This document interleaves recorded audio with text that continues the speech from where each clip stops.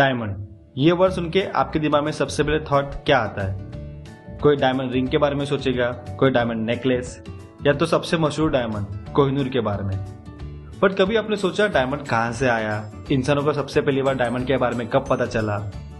आज इस वीडियो में हम इन्हीं सब चीजों के बारे में जानेंगे, फ्रॉम डायमंड हिस्ट्री से डायमंड डिटेल्स। और इन फ्यूचर में अगर आपको डायमंड कभी खरीदना हो तो डायमंड के कौन कौन सी चीजों को ध्यान रख के खरीदना चाहिए, ये सब के बारे में आज डिस्कशन किया जाएगा। और ये वीडियो चालू करने से पहले मैं स्पेशल थैंक्स देना चाहूंगा पूजा ज्वेलर्स को, जो इस वीडियो के स्पॉन्सर है। पूजा ज्वेलर्स जो पालघर डिस्ट्रिक्ट के largest and trusted gold retailer है, जो 1983 से कस्टमर्स को अपनी सर्विस से सेटिस्फाइड कर रहे हैं। इनके यहाँ पे गोल्ड, सिल्वर और डायमंड के बहुत सारे वेराइटीज आपके पॉकेट फ्रेंडली बजट के हिसाब से दिखाए जाते हैं। और इन्हें इंस्टाग्राम, फेसबुक और पिंटरेस्ट पे फॉलो करिए, डिटेल आपको डिस्क्रिप्शन में मिल जाएगी। तो ज्यादा देर नहीं करते, चलो वीडियो को शुरू करते हैं। आपने डायमंड के बारे में बहुत सी चीजें यहाँ वहां से सुनी होगी, पर क्या आपको पता है डायमंड कोयले का ही एक विकसित रूप है? नहीं तो मैं आपको बता दूं, कोयला पृथ्वी में मौजूद हाई प्रेशर और हाई टेम्परेचर के कारण धीरे धीरे अपने आप को हीरे में तब्दील करता है। इस पूरी प्रोसेस को 1 बिलियन से 3 बिलियन साल लगते हैं, जो हमारी पृथ्वी की आयु का लगभग 25% है। अगर आपको ये नहीं समझा हो तो स्क्रीन पे दिखाए नंबर के बराबर इतने साल। हमारे संस्कृत में हीरे के लिए इस्तेमाल किए जाने वाला शब्द वजारा है, जिसका अर्थ वज्र, जो भगवान इंद्र, बारिश और गरज के देवता का हथियार है।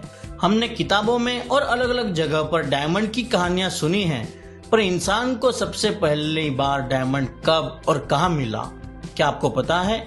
नहीं तो मैं आपको बता दूं, दुनिया में सबसे पहला डायमंड भारत में 4वीं शताब्दी ईसा पूर्व में मिला था, जिसकी उम्र लगभग 900 मिलियन साल थी, यानी 90 करोड़ इतनी।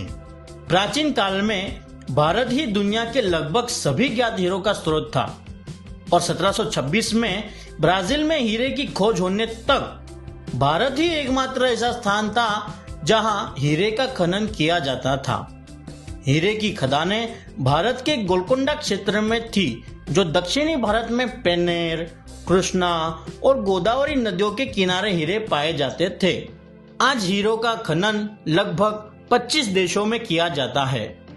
ये हैं दुनिया के सबसे बड़े diamond mines. 1. Aikhal diamond mine, Russia. 2. Jwaneng diamond mine, Botswana. 3. Udachny diamond mine, Russia. 4. Catoca diamond mine, Angola. 5. Ekati diamond mine, Canada. 6. Venetia diamond mine, South Africa. 7. Mir diamond mine, Russia. पर पहले भारत के जो diamond mines थे, उनमें से कई famous hero का जन्म हुआ।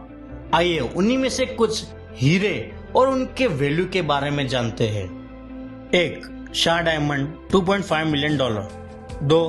Golden Jubilee, $12 million. 3. Regent diamond, $61 million. 4. Great Mughal diamond, $80 million. 5. Hope diamond, $250 million. 6. The Cullinan diamond, $2 billion. And the last but not the least, the Kohinoor diamond, जिसकी प्राइस आज भी अननोन है। तो ये थी डायमंड की हिस्ट्री और कुछ फैक्ट्स। आइए डायमंड की डिटेल्स के बारे में और अच्छे से जानते हैं। GIA, gemological institute of America, जो 1931 में इस्टेब्लिश हुई थी, जो आज दुनिया की सबसे बिगेस्ट डायमंड इंस्टीट्यूट है, जो डायमंड में रिसर्च एंड डेवलपमेंट करती है।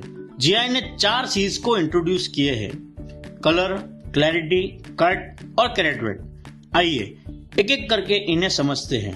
कलर, किसी भी डायमंड को समझने के लिए उन्हें कलर ग्रेड दिए जाते हैं, फ्रॉम D से लेके Z।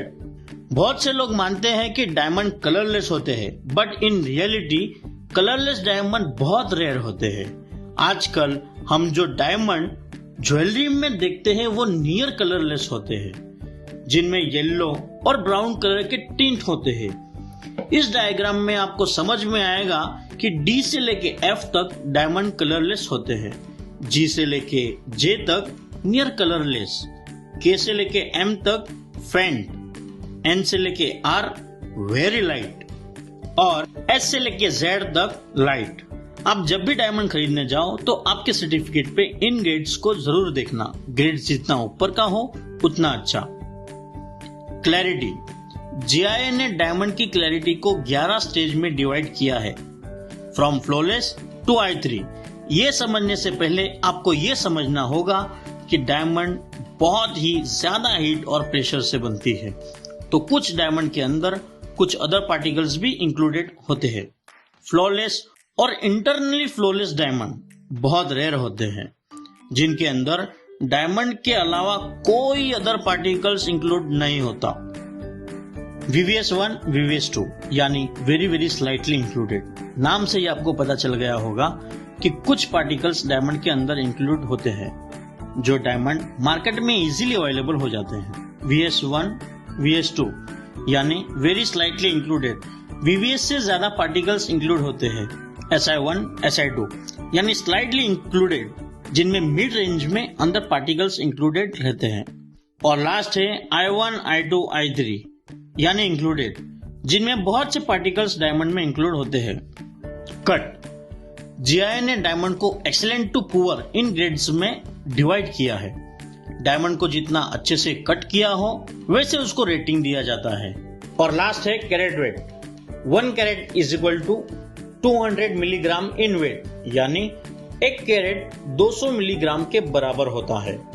और डायमंड में 1 कैरेट 100 पॉइंट्स के बराबर होता है, यानी हाफ कैरेट 50 पॉइंट्स। और इन्हीं चीज को ध्यान रखते हुए बहुत सारे ब्रांड अपने डायमंड को मार्केट में सेल करती है विद प्रॉपर सर्टिफिकेशन। ये है कुछ इंडिया के top brands and network. BlueStone $53 million, Kisna $260 million, Bhima jewels $620 million, Tanishq $1 billion, PC Chandra $1.1 billion. अगर आपको ये वीडियो अच्छा लगा तो लाइक करो, शेयर करो, कमेंट करो, सब्सक्राइब करो और डायमंड की तरह सब चमकते रहो, मुझे भी चमकाओ। मैं आपको मिलता हूँ नेक्स्ट वीडियो में, तब तक के लिए पीस आउट।